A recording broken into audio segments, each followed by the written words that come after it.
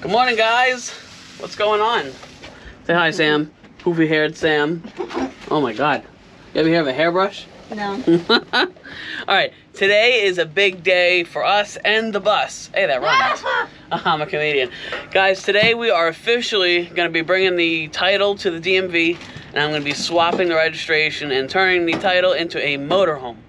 The main reason I'm doing this is for insurance purposes. It actually gets quite a bit lower once it's a, once it's a motorhome registration. Plus, the registration, to re-register this thing for 1 year is $200 and something. Whereas if it was an RV, it would only be like $100. So, and my registration is coming up to renew it in a couple months. So definitely want to get that taken care of as soon as possible. So I'm not sure, I got conflicting answers, so I'm gonna just go over and weigh this bus.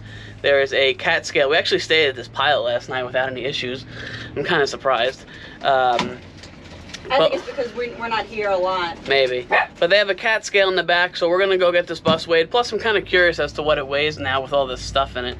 So we're gonna weigh it, and then we're gonna head over to the DMV. I have an appointment for 10:35. So we gotta make sure we're there. So I'm gonna get all weighed up, and then we'll head on over. All right, guys, just got back from the DMV. Hold on, I want to show you guys something. We went to the, I got the bus weighed, and the bus actually weighs quite a bit less than I thought. I guess they kept that. She didn't give it back to me. Okay.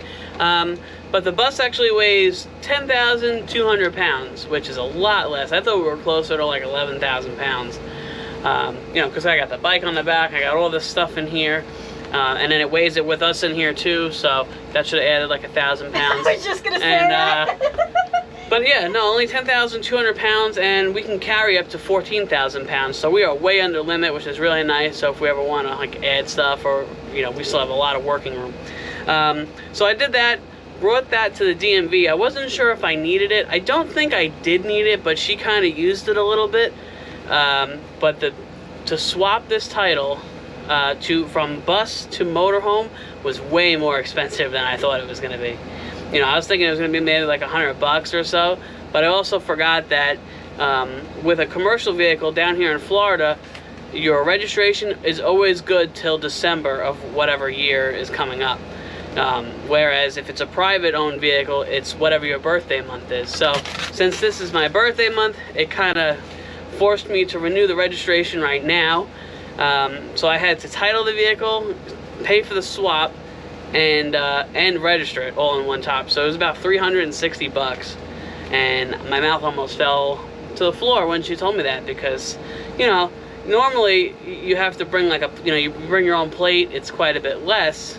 But she pointed out something to me that I didn't realize, which is when I originally had the plate on the this plate that we have on the bus right now is from our travel trailer. We had that 2021 Coleman.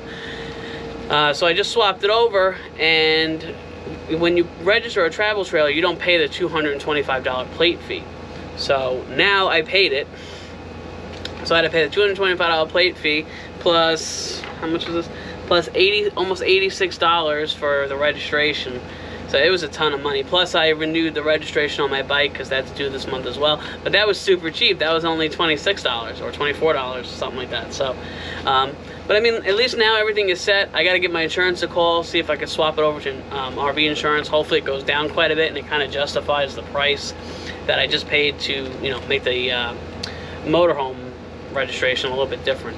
Plus, it's nice too if we ever go to like a campground or whatever. I can show them, yeah, look, it's registered as a motorhome. It's it's good. So yeah, I made a reservation. I'm really excited at this campground, and I was, as you guys know, I don't know if we mentioned it. Yeah, we did. When we went to Bradenton, we had a problem with the shuttle bus, and I didn't say it's registered as an RV or anything, because if she asks for proof, I don't have anything that says that. Right. But she, made the okay to let us stay there for the 2 days, but. Too kind. Yeah. But if we ever do go, I mean, I've asked a couple of campgrounds, and as soon as I mention that it's an RV now, I haven't had an issue with them. They just say, can we see a picture of it? I sent them the outside. I guess they want to make sure it's not run down. Yeah. And they said, yeah, come on by. So I booked us a campground for Halloween. Yeah. They have a schoolie that's a coffee shop. Yeah, it's in the pretty cool. campground. So Yeah. I'm really excited to see that. Yeah, so we'll make sure to show you guys that. But it's just nice that we have the registration now, that I can just, you know, if they're nervous about it or whatever, I can show them that yes, it is registered as a motorhome, and it has to go through certain things. So like in the DMV, there is no inspection required in Florida as long as it's already a vehicle that was titled in Florida.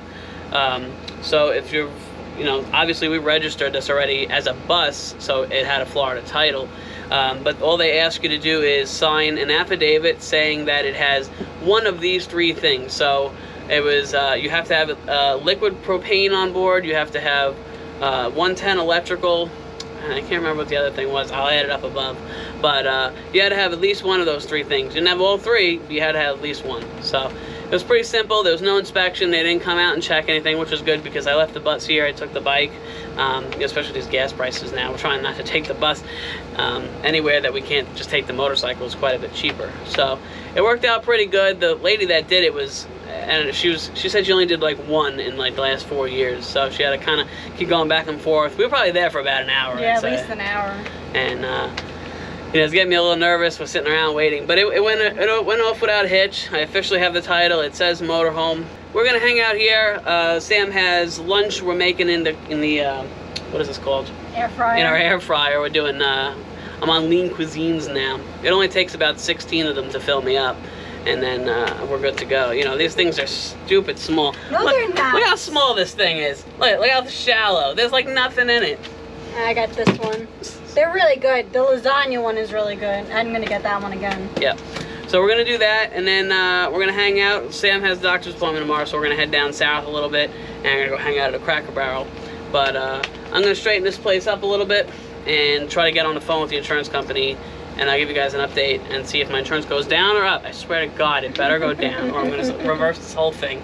All right, I'll get back with you guys. All right, guys. Well, I called my insurance company, and basically what they told me is I have a couple days to get the hell off their policy because they don't cover conversions. They cover RVs, but they don't cover, you know, self-converted vehicles. So, which I wish we would have known that before. Right. So unfortunately now I'm sitting here shopping around for multiple different companies. I called Allstate, Progressive, who else did I call? I don't know, I tried a whole bunch. The two that I'm having pretty good luck with so far, I think it's Allstate. They have like some subsidiary company that insures like conversions. They actually sent me a form called the Schoolie form, and you basically fill out all your information. They want 4 pictures, one of each side of the exterior and then 2 of the interior. They don't cover it if it has a wood stove in it, or if it has a party deck on top. I guess that's just too much of a liability.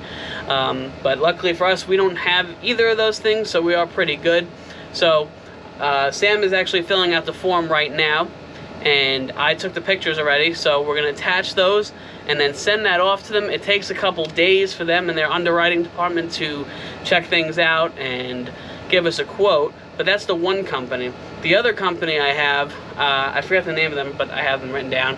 They gave me a quote. Oh, Good Sam's. It's not Good Sam's, it's like their sister company that they work with for like conversions.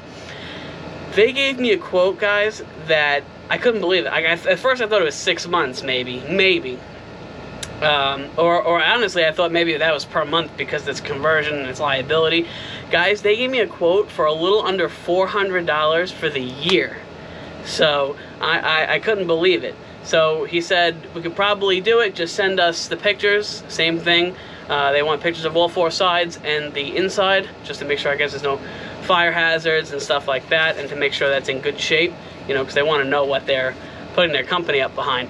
So we're doing those for both companies right now. I'm going to send it out. Unfortunately, both companies take 2 to 3 days, which is killing me because I only have about 5 days before my insurance company is going to drop us. So we really have to make sure that we're insured. So they only give you, so we only have about 5 days to, you know, get this thing situated. In Florida, if you don't have insurance, it automatically gets reported to the DMV.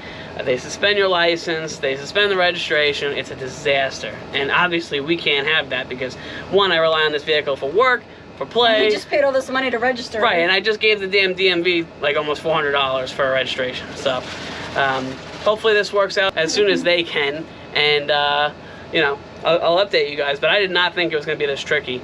Like 2 or 3 of the insurance companies that I called wanted me to have another like auto policy, another vehicle on the policy along with my RV. I'm like, why do I have to have that? What is the point of that? And nobody could give me an answer. There was no like justification. They just want more money. Yeah. And then I told Good Sam about the motorcycle to see if I can, you know, possibly get like a bundle. They want $416 for 6 months of full comprehensive and collision coverage, when I'm paying $300 right now for the exact same coverage for the year. You know, this bike is only $3,500. How much money are you supposed to, you know, put into insuring the bike before it's not worth it anymore? Of course, the insurance also covers bodily harm. If, God forbid, we get hurt or we fall off of it, that covers us. But I'm just saying, you know, how much money you're supposed to put in. Anyway, guys, we're going to wrap this video up. I wanted to put that out for you there for you. I'm going to give you guys an update. I'll let you know what happens. It is a little bit a little stressful. But like I said, I'll give you guys the update. Hopefully this works out, and I will see you guys in the next video.